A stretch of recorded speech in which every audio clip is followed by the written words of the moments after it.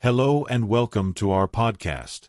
Today, Sarah and I are diving into a topic that many of you have requested: how to think and speak in English effectively. Sarah, are you excited for this one? Absolutely, Hamza. Learning to think and speak in English can feel like a superpower, especially for non-native speakers. We'll share practical tips, real-life examples, and even some fun exercises. Where should we start? Let's begin with the concept of thinking in English. Most of us start by translating from our native language to English, but that can slow us down. Sarah, why do you think thinking in English is so important? Great question, Hamza. Thinking in English is crucial because it helps you respond faster in conversations. Plus, it builds your confidence.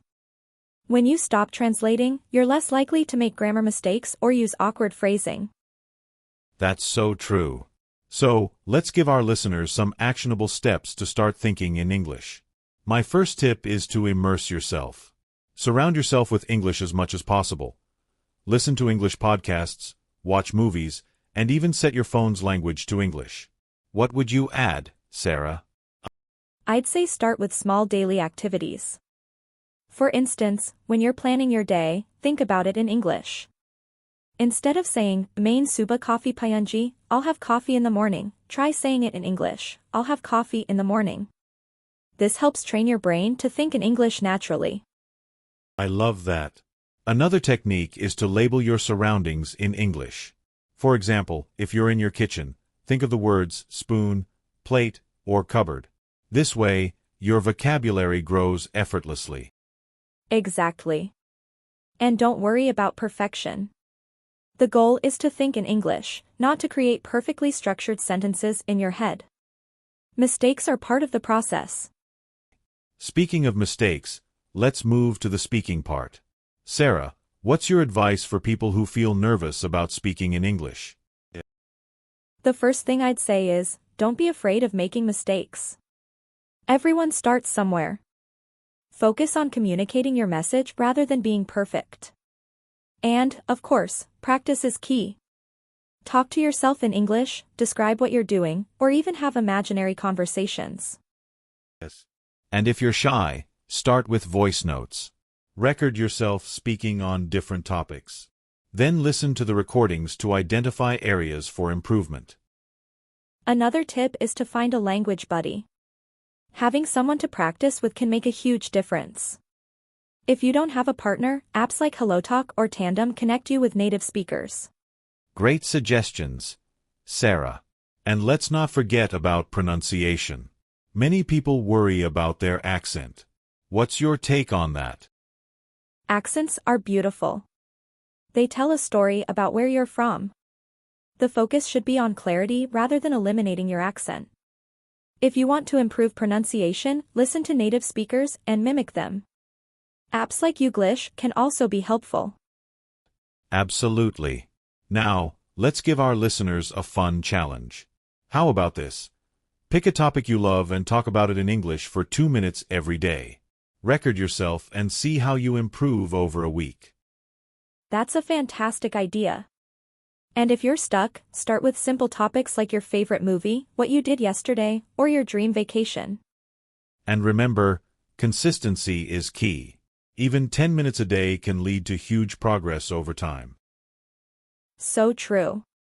Before we wrap up, let's recap. To think and speak in English, immerse yourself, practice daily, don't fear mistakes, and focus on communication over perfection. And most importantly, enjoy the process. Learning a language is a journey, not a race. Thank you for tuning in, and we hope you found these tips helpful. I just remembered another useful exercise for our listeners. Writing a daily journal in English.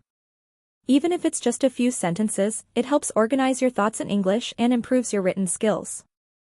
That's a great addition, Sarah. Journaling not only boosts your writing but also gives you a chance to reflect on your day in a new language. For our listeners, don't overthink it. Just write as you speak, and you'll notice improvement over time. Absolutely.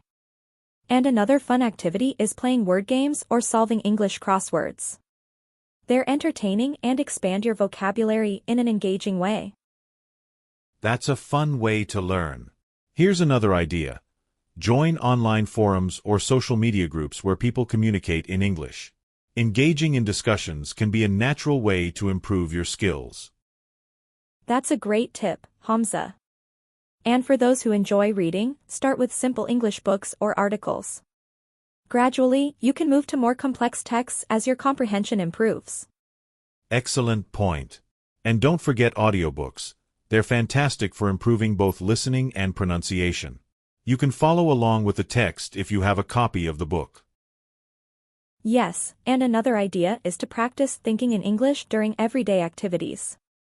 For example, when shopping, think about what you're buying in English. I need some apples, bread, and milk. That's a practical exercise. Lastly, consider setting short-term goals for yourself, like learning 5 new words a day or having a 10-minute conversation entirely in English. Goals keep you motivated. That's so true. And remember, celebrate your progress, no matter how small. Every step counts. Absolutely. Here's a bonus tip for our listeners. Try shadowing. Listen to a sentence or a short dialogue in English and repeat it immediately, imitating the tone, pronunciation, and rhythm. It's a great way to improve fluency. Oh, that's an excellent exercise, Hamza. It also helps build confidence because you're practicing real-world speech patterns. Another idea is to use apps or websites that offer interactive exercises, like Duolingo or BBC Learning English, to make learning fun and structured. And for a bit of fun, you can also watch stand-up comedy or sitcoms. They're full of colloquial expressions and jokes, which will help you understand cultural nuances and informal speech. That's a great point. Humor helps with retention too. One more thing, don't hesitate to ask for feedback. Whether it's from friends, teachers, or language partners, constructive feedback can guide your improvement. Absolutely. Sarah. All right, we've packed this episode with tips, exercises, and motivation. To our listeners, take 1 or 2 strategies and start applying them today. Progress happens step by step. We believe in you. Thanks for listening, everyone. Stay consistent, stay curious, and we'll see you next time. Take care, and happy learning.